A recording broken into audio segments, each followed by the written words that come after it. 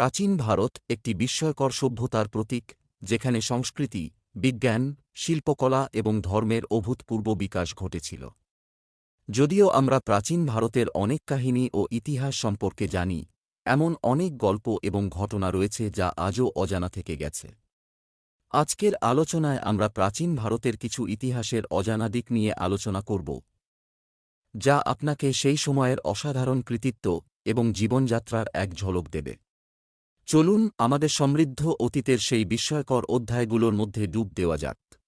কুষাণ সাম্রাজ্য, যা খ্রিস্টপূর্ব প্রথম শতাব্দী থেকে খ্রিস্টীয় তৃতীয় শতাব্দী পর্যন্ত বিস্তৃত ছিল, একটি বৈশ্বিক বাণিজ্য কেন্দ্র হিসেবে পরিচিত ছিল।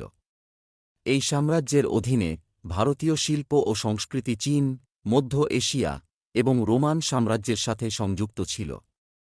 সিল্ক রোডের মাধ্যমে এই বাণিজ্য সম্পর্ক স্থাপিত হয়েছিল, যা ভারতীয় বাণিজ্য ও সংস্কৃতির বিস্তার ঘটায়। ভৌগোলিক জ্ঞান এবং মানচিত্র নির্মাণ, প্রাচীন ভারতীয় জ্যোতির্বিদ ও গণিতবিদরা পৃথিবীর আকার এবং মানচিত্র তৈরিতে অত্যন্ত দক্ষ ছিলেন। আর্যভট্ট, বরাহমিহির এবং অন্যান্য বিজ্ঞানীরা পৃথিবীর গোলাকারতা এবং গ্রহণক্ষত্রের গতি সম্পর্কে যথেষ্ট জ্ঞান রাখতেন। এই জ্ঞান পরবর্তীতে আরব এবং ইউরোপীয় বিজ্ঞানীদের প্রভাবিত করে। সিন্ধু সভ্যতার উন্নত নগর পরিকল্পনা, সিন্ধু সভ্যতা, যা খ্রিস্টপূর্ব 2500 বছর পূর্বে গড়ে ওঠে, একটি অত্যন্ত উন্নত নগর পরিকল্পনা ও স্যানিটেশন ব্যবস্থা ছিল। মহেঞ্জোদারো এবং হরপ্পার নগরীগুলিতে পাওয়া যায় সুপরিকল্পিত সড়ক, জল নিষ্কাশন ব্যবস্থা এবং বৃহৎ স্নানাগার। এই সভ্যতার মানুষেরা যে পর্যায়ের প্রকৌশল ও স্থাপত্য জ্ঞান রাখতেন, তা আজকের যুগের কাছেও আশ্চর্যজনক। শূন্যের আবিষ্কার, গণিতের ইতিহাসে শূন্যের আবিষ্কার একটি যুগান্তকারী ঘটনা। যদিও এটি সাধারণভাবে জানা যায় যে শূন্য ভারতেই আবিষ্কৃত হয়েছে, কিন্তু কবে এবং কিভাবে এটি আবিষ্কৃত হয়েছিল তা কমই জানা যায়। 5ম শতাব্দীর ভারতীয় গণিতবিদ আর্যভট্ট প্রথম শূন্যের ব্যবহার এবং এর গণিতিক গুরুত্ব প্রতিষ্ঠা করেন। পরবর্তীতে ব্রহ্মগুপ্ত শূন্যের ব্যবহার আরও সুসংহত করেন। চিকিৎসাশাস্ত্রে উন্নতি, আয়ুর্বেদিক চিকিৎসাশাস্ত্র প্রাচীন ভারতীয়দের একটি বিশাল অবদান।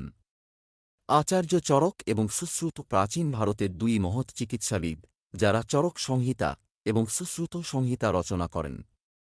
এই গ্রন্থগুলোতে বিভিন্ন রোগের চিকিৎসা, সার্জারি এবং ঔষধের বিস্তারিত বর্ণনা রয়েছে।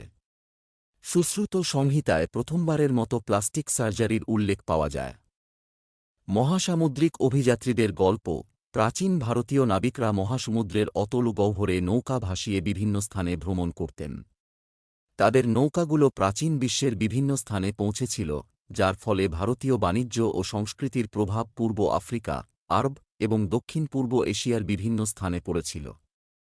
ভারতের মশলা, সুগন্ধি এবং অন্যান্য সামগ্রী প্রাচীন যুগের অন্যতম মূল্যবান বাণিজ্য পণ্য ছিল। প্রাচীন ভারতের তক্ষশিলা বিশ্ববিদ্যালয় ছিল বিশ্বের অন্যতম প্রাচীন উচ্চশিক্ষার কেন্দ্র। খ্রিস্টপূর্ব 6ষ্ঠ শতাব্দীতে প্রতিষ্ঠিত এই বিশ্ববিদ্যালয়ে বিভিন্ন বিষয়ের উপর শিক্ষা দেওয়া হতো, যার মধ্যে ছিল চিকিৎসাশাস্ত্র, গণিত, জ্যোতির্বিদ্যা এবং যুদ্ধবিদ্যা।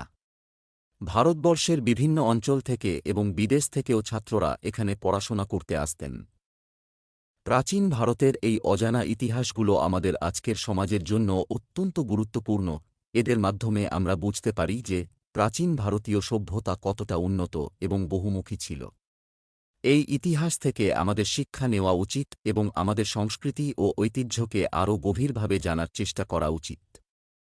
আজকের আলোচনায় আমরা প্রাচীন ভারতের কিছু অজানা ইতিহাস তুলে ধরার চেষ্টা করেছি। আমাদের এই বিস্ময়কর অতীতের অধ্যায়গুলো একদিকে যেমন আমাদের গর্বিত করে, তেমনি আমাদের বর্তমান এবং ভবিষ্যতের জন্য শিক্ষা এবং প্রেরণা হিসেবে কাজ করে। আশা করি আপনাদের এই ভিডিওটি ভালো লেগেছে এবং প্রাচীন ভারতের এই অজানা কাহিনীগুলো আপনাদের জ্ঞান ভাণ্ডারকে সমৃদ্ধ করেছে। আপনাদের মতামত এবং মন্তব্য জানাতে ভুলবেন না।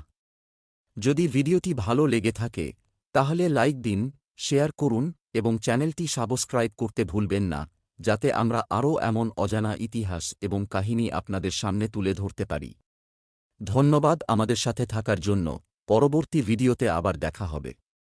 বিদায়।